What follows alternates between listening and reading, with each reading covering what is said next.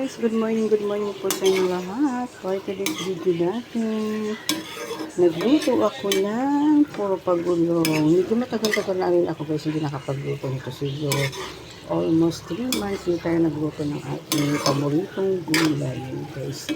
Kanina nag-request ako na bumili ng gulay para naman masarap ang kainin natin pag may gulay at may prinitong isda. So, yun guys. Bali, dalawang gata pa lang ang aking ginagay dito sa ating gulay. Kaya napakasarap na naman ang ating kainan. Naglalangis-langis. Mas lalong masarap ito guys pag may konting anghang ang ating gulay.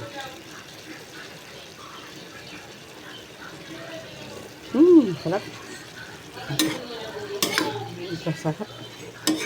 Napakasarap ng ating gulay yan guys. Thank you guys. Thank you for watching. Maraming salamat sa inyo lahat.